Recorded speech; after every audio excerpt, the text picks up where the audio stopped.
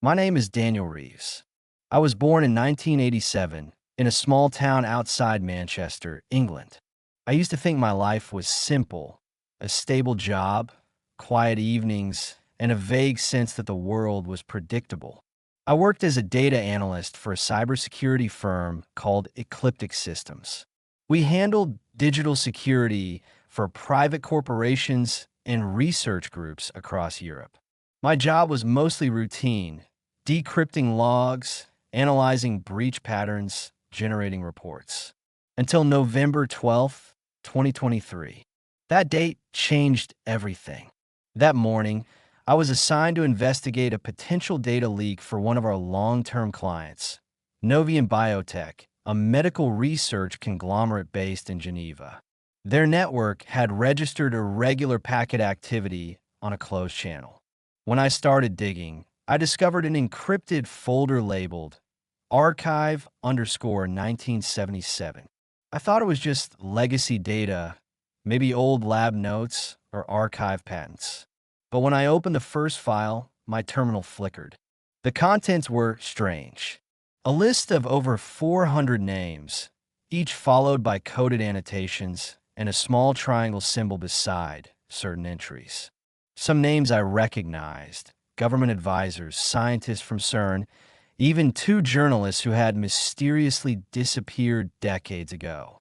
The file header read, "The Luma Protocol, version 1.0/initiated September 14th, 1977. I barely had time to scroll before the system froze completely.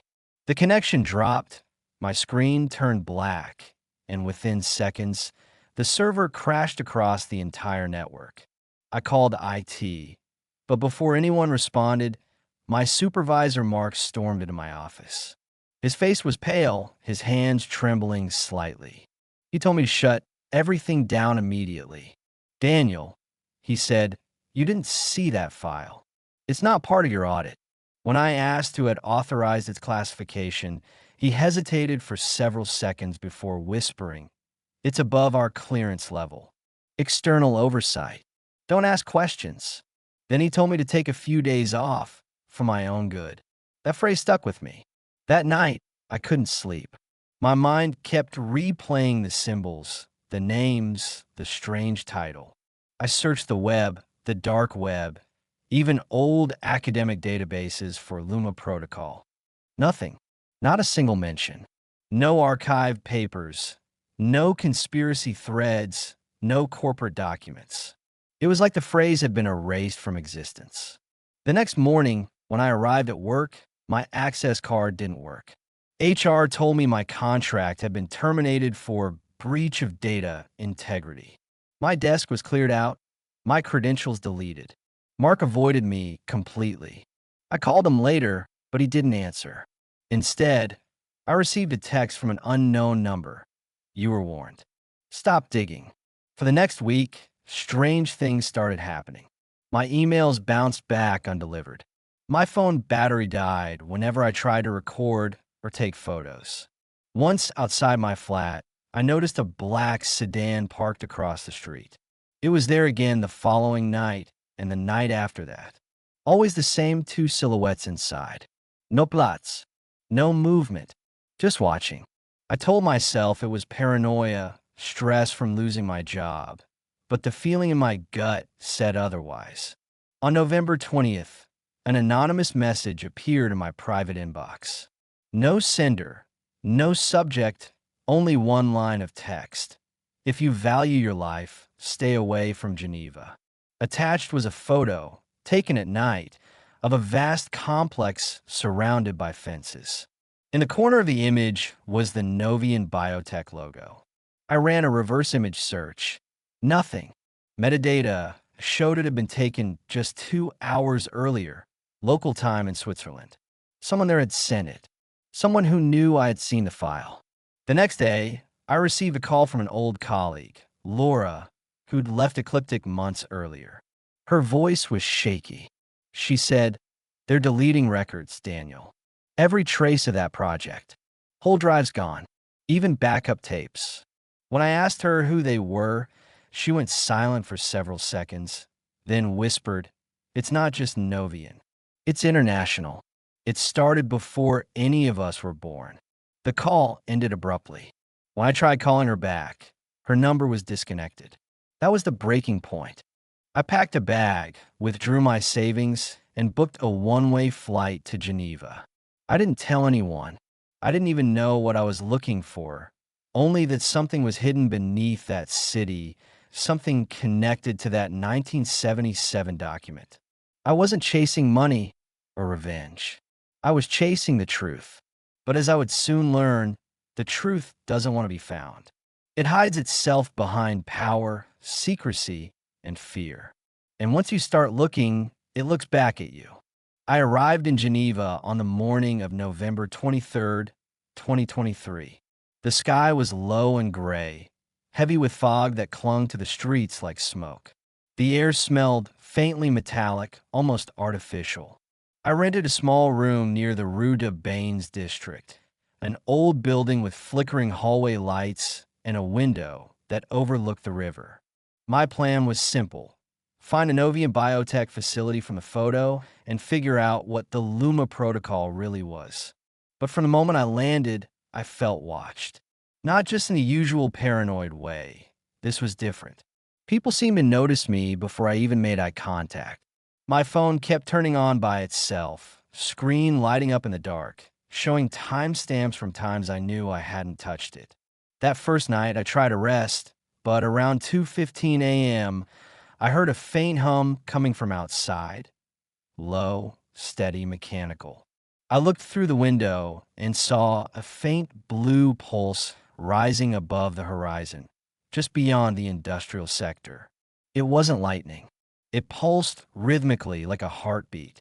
The next morning, I took a tram toward the outskirts, pretending to be a tourist.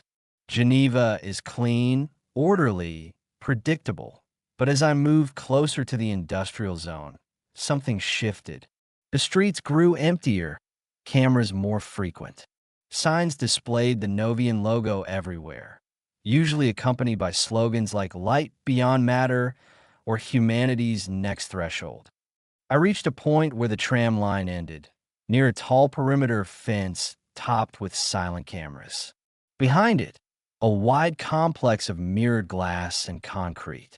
The same building from the photo. I stood there for maybe 5 minutes before a guard appeared from a small booth. He wasn't wearing a name tag, only a badge with the same triangle symbol I'd seen in the file.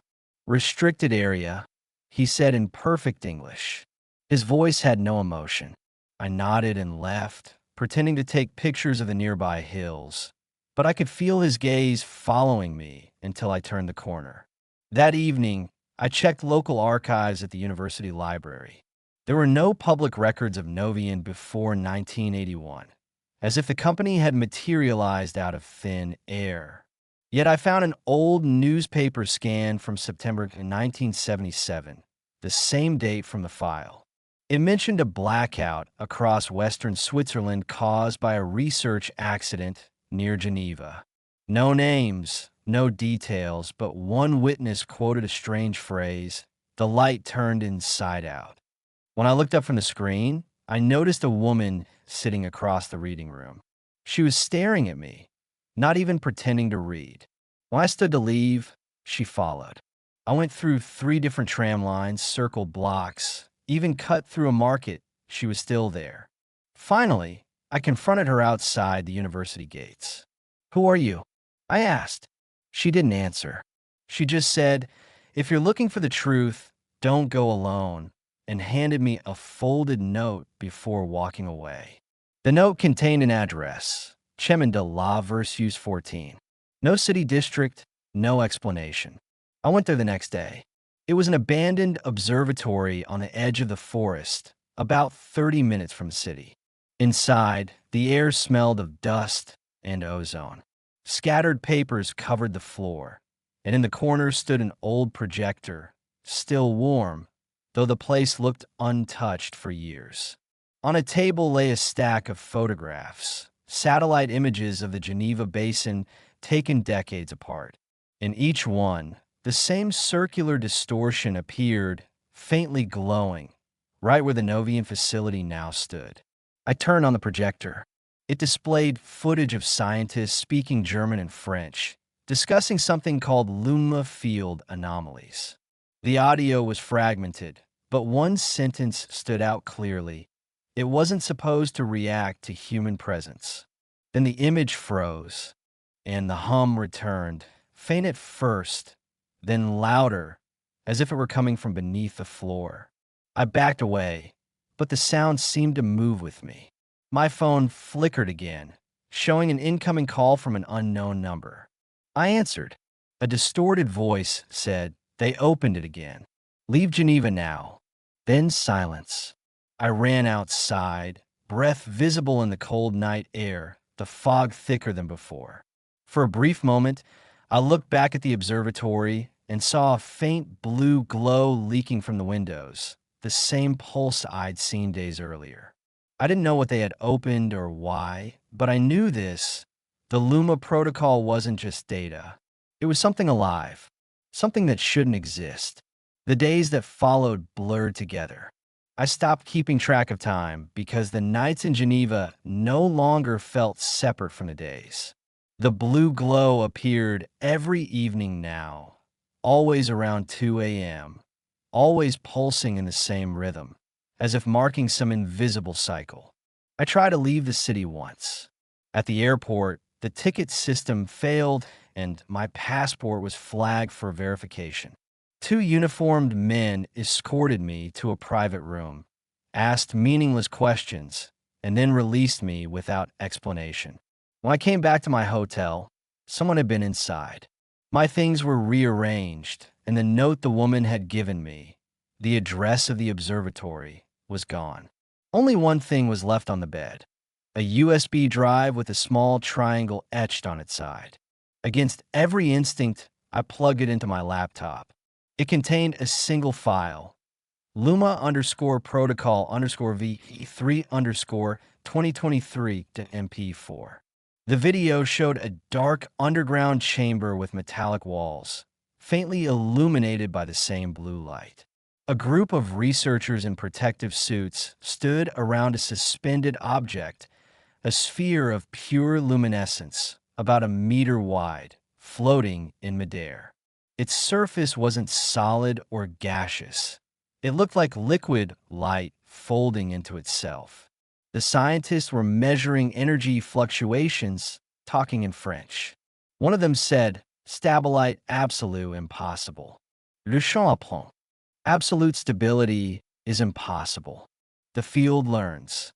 Then, without warning, the sphere expanded, its surface rippling like water under pressure. The camera shook. Alarms blared. The feed cut abruptly. I just sat there, staring at the blank screen, realizing what I had seen. It wasn't a machine. It wasn't even a scientific experiment. It was alive, or at least aware. The hum I'd been hearing wasn't mechanical at all. It was a resonance, a signal. A few hours later, I received another email from the same unknown address. This time, there was no warning, only coordinates located 30 kilometers north of Geneva, deep in the mountains. The subject line read, Luma Access Tunnel.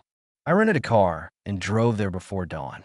The road was narrow, winding through dense pine forests. Around sunrise, I reached an unmarked gate with an old security booth.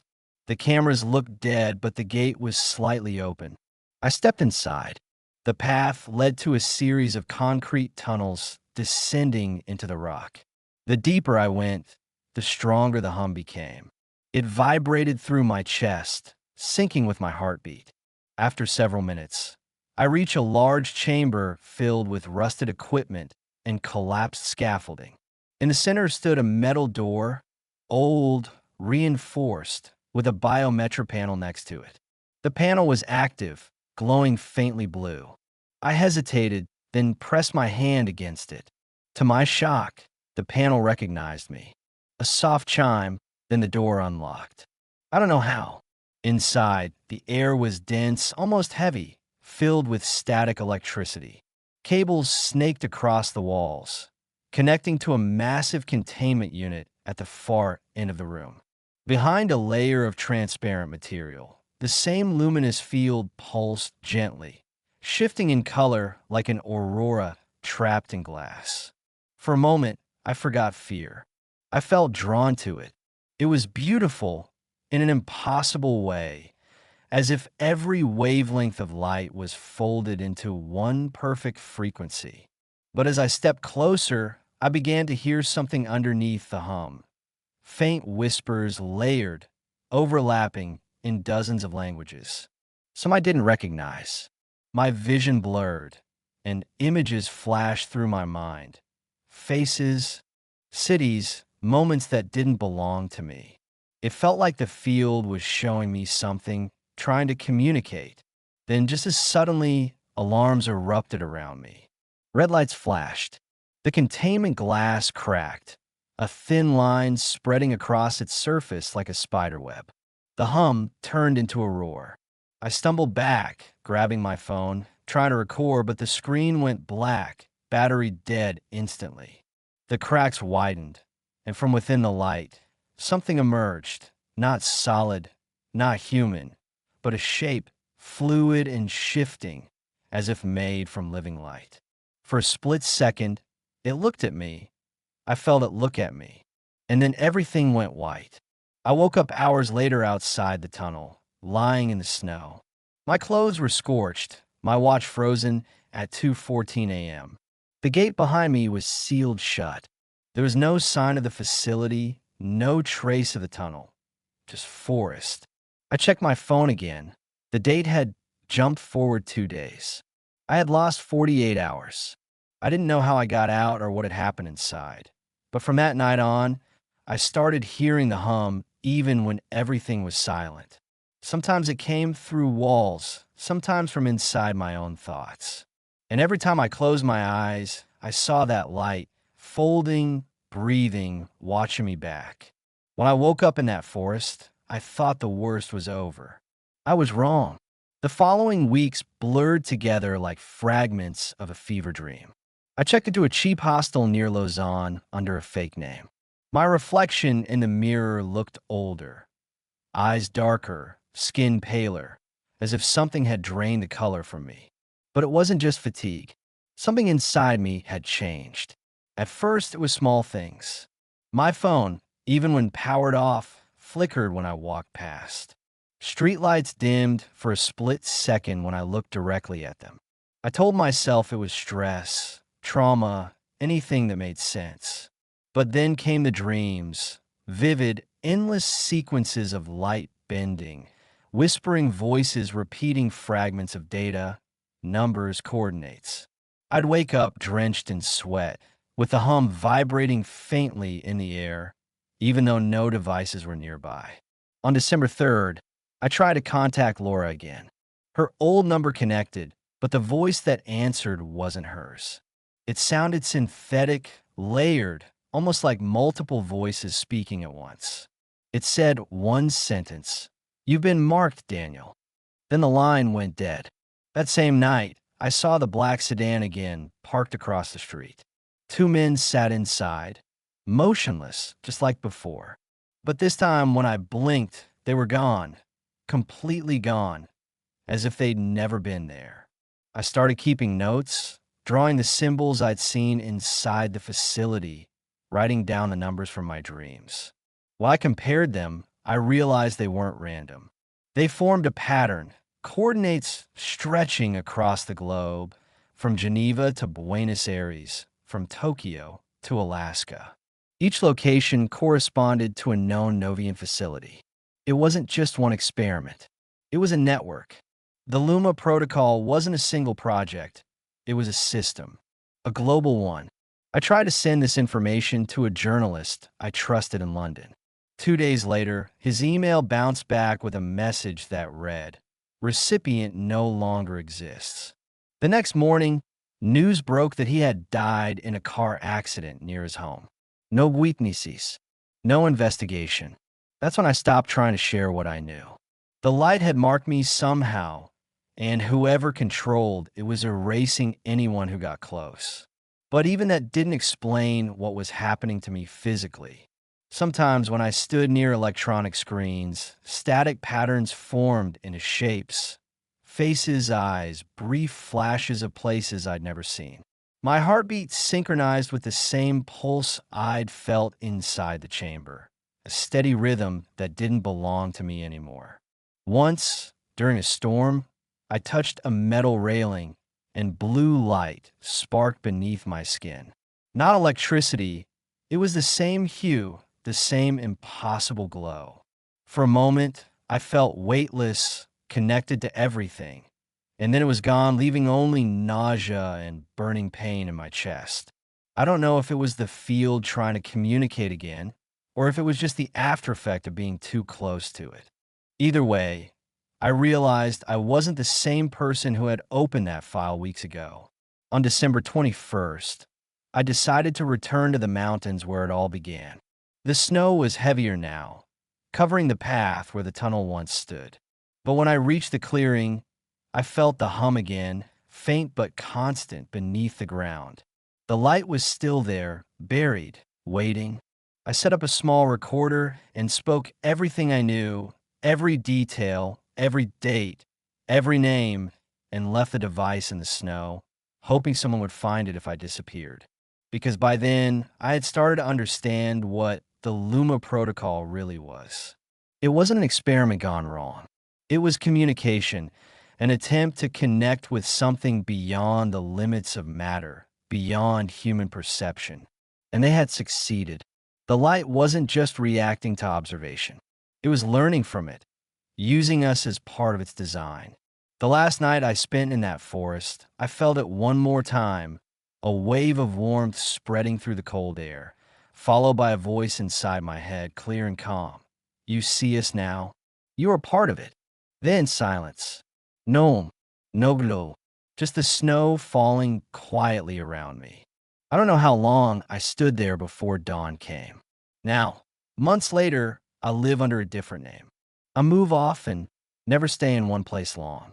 But sometimes when I close my eyes, I still see that light folding inward, breathing like a living thing. And I know it hasn't forgotten me. The Luma protocol wasn't shut down. It moved through data, through people, through me. And wherever I go, the hum follows.